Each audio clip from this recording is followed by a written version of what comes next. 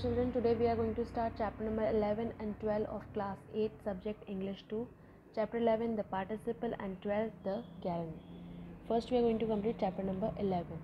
Read this sentence. Hearing the noise the boy woke up. The word hearing qualifies the noun boy as an adjective does. It is formed from the verb hear and governs an object. The word hearing therefore partakes of the nature of both a verb and an adjective and is called a participle. It may be called a verb adjective. Definition: a participle is that form of verb which partakes of the nature both of a verb and of an adjective. Or a participle is a word which is partly a verb and partly an adjective. Study the following sentences. Examples of a participle. We met a girl carrying a basket of flowers. Loudly knocking at the door, he demanded admission. The child, thinking all was safe, attempted to cross the road.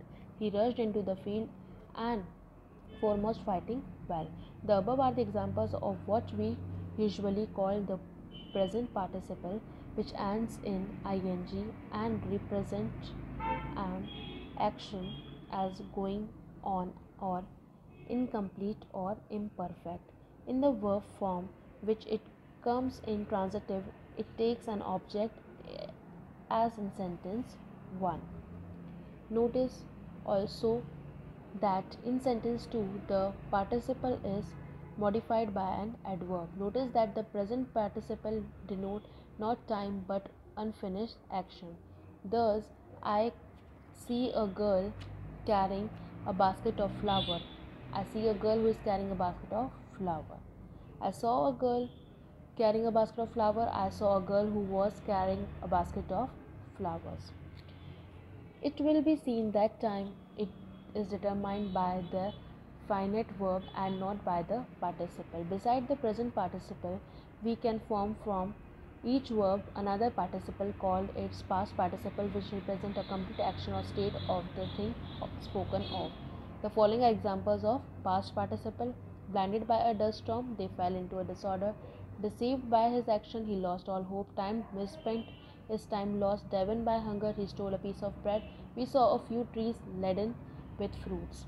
It will be noticed that the past participle usually ends in ed, dt, en or n.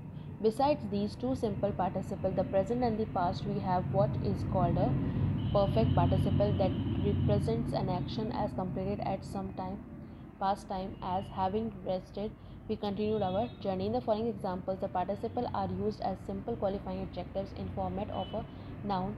Thus used, they are called principal adjectives. A rolling stone gathers no moss. His tattered coat needs mending. A burnt child dreads the fire.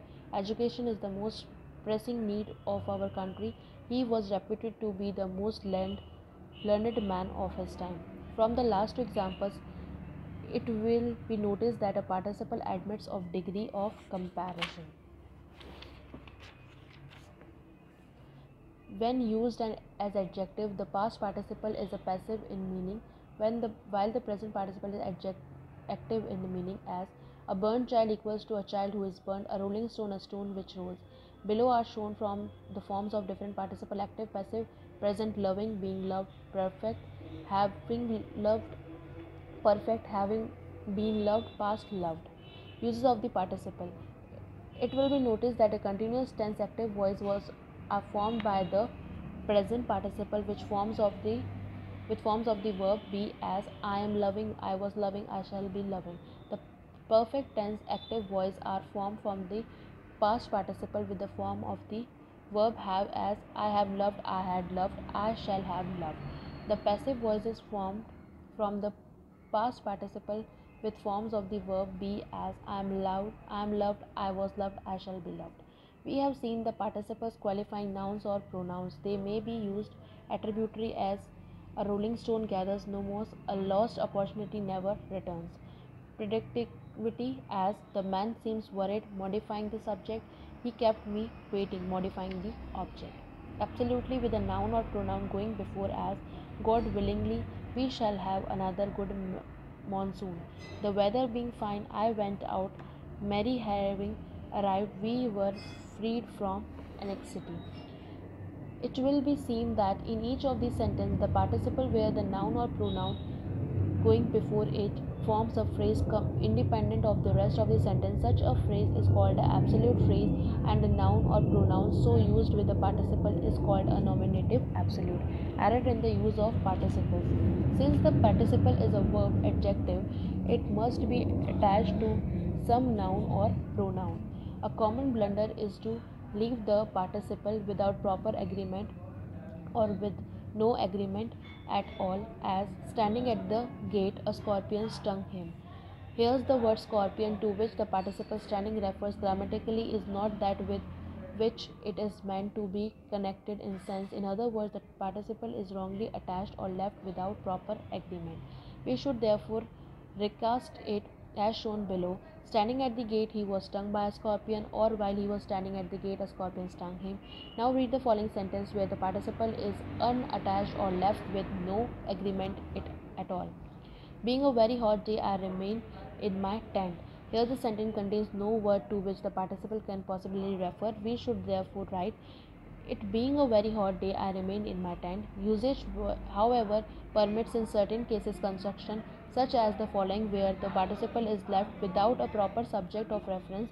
The participle in such a case is called an impersonal absolute. Considering his abilities, he should have done better. Roughly speaking, the distance from where here to the nearest railway station is 4 kilometers. Taking everything into consideration, the magistrate was perfectly justified in issuing those orders. It will be noticed that in the above instances, the expression subject is indefinite. Thus, taking everything into consideration, if one should take everything into consideration. Sometimes, as in the following example, the participle is understood. Sword being in hand, he rushed on the jailer. Breakfast having been over, we went out for a walk. Exercise 1. Underline the participle in each of the following sentence. Tell whether it is a present or past participle and also how it is used. The rain came pouring down in the dot. Pouring. It is attached to the verb come. Okay. Verb come. Second, the traveler being weary sat by the wood to rest. Being used absolutely with the noun traveler. It is a noun, traveler. Michael, bereft of his son Luke, died of a broken heart. Broken qualifies the noun heart. Being occupied with important matters, he had no leisure to see us. Being occupied qualifies the pronoun he.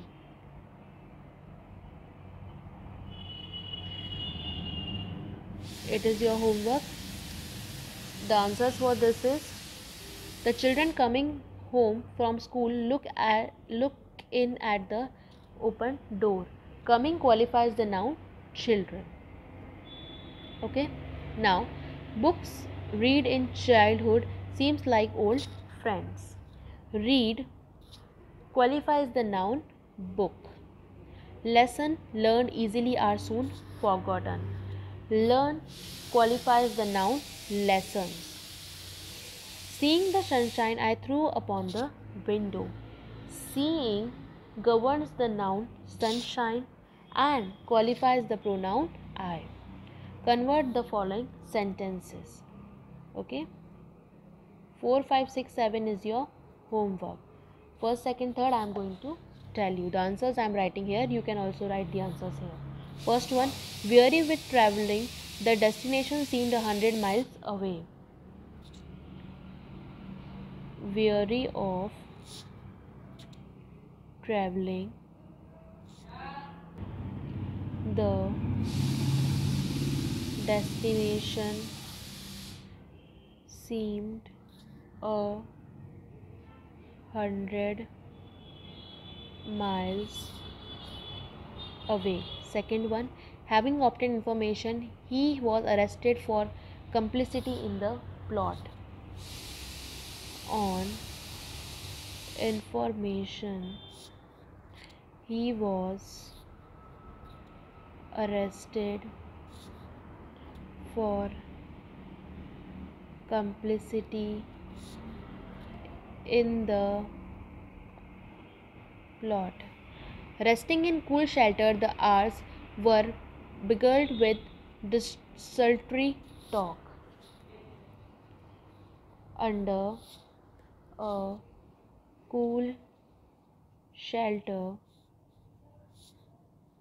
the hours were beguiled with desultory talk. Rest answers 4, 5, 6, 7. Only direct answers I am telling you. An old temple was seen up the hill. The fog being very dense, we could see nothing. We hope to hear from you soon. Yours sincerely. Call upon him yesterday. He subscribed a handsome sum to be relief fund. Next, chapter number 12. The gerund. Read this sentence. Reading is his favorite pastime.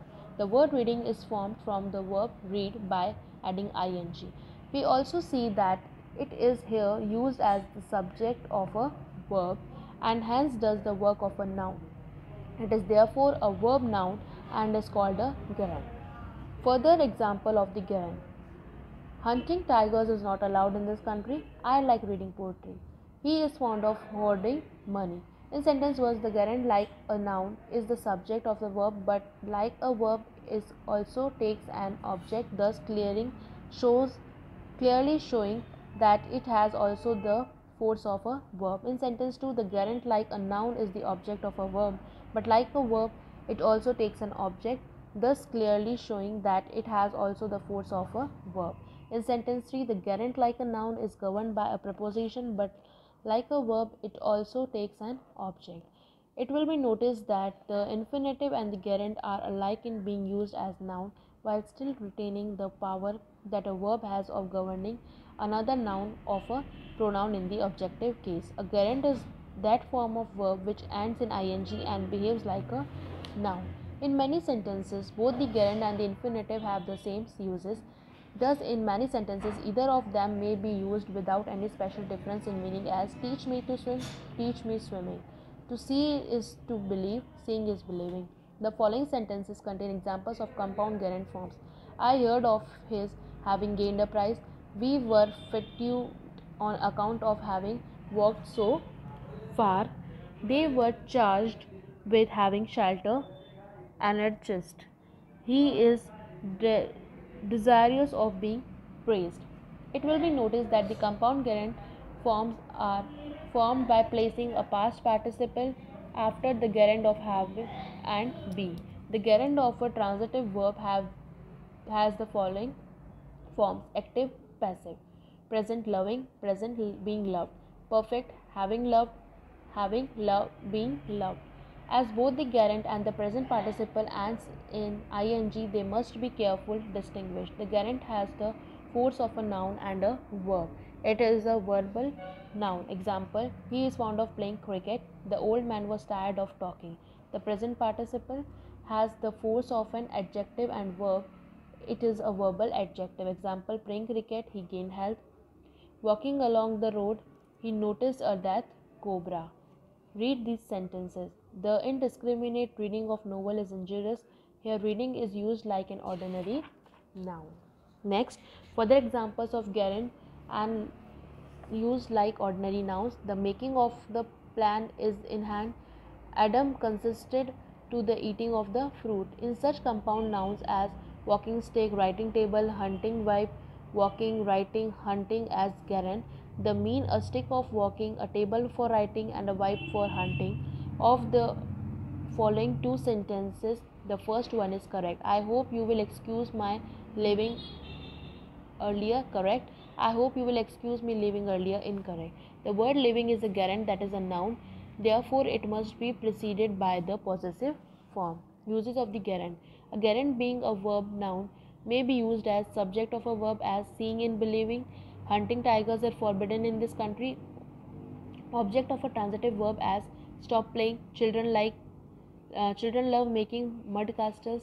Object of a prepositions as I am tired of waiting. He was punished for telling a lie. Complement of a verb as seeing is believing. What I most detest is smoking. Absolutely as playing cards being his aversion. We did not play bridge. Now with this we have completed the chapter number 12 also. Here is one activity, pair work. Underline the participle and gerund in the following sentences. In case of the participle, name the noun or pronoun that is qualifies. In the case of the gerund, state whether it is subject, object, complement or used after a preposition. First one, I am only telling you orally, you are going to write in your textbook afterwards by seeing this video. He was found fighting desperately for his life. Fighting is a participle, qualifies the pronoun he. Second, he has ruined his sight by reading small print. Reading is a gerund, object of the preposition by. Third one, hearing the noise he ran to the window. Hearing is the participle, qualifies the pronoun he. Fourth one, we saw a clown standing on his head. Now, standing is a participle, qualifies the noun clown. Fifth one, asking question is easier than answering them. Asking and answering is the gerund, subject of the verb is. Sixth one, waving their hats and handkerchiefs, the people cheered the Prime Minister. Waving is a participle, qualifies the noun people. Seventh one, walking on the grass is forbidden. Walking is a gerund, subject of the verb is forbidden. Eighth one, jumping over the fence, the thief escaped. Jumping is a participle, qualifies the noun thief. The miser spent his time in hoarding money. Hoarding is a gerund, object of the preposition in. Much depends on Ram's returning before noon. Returning is a gerund, object of the preposition on. Assuming wealth often ruins health. Assuming is the gerund, subject of the verb ruins. I was surprised at Hari's being absent. Being is the gerund, object of the preposition at. We spent the afternoon in playing cards. Playing is a gerund, object of the preposition in. 14. The miser hated spending money. Spending is a gerund, object of the verb hated. Last one, Captain Hardy congratulated him on his having gained a complete victory. Having is a participle, qualifies the pronoun him. So with this we have completed chapter number 11 and chapter number 12. You are also going to complete your work of chapter number 11 in your textbooks. Exercise 1 and 2 on page number 60 and chapter 12 pair work you are going to complete in your textbook only on page number 65. So complete your work in your textbook. Thank you.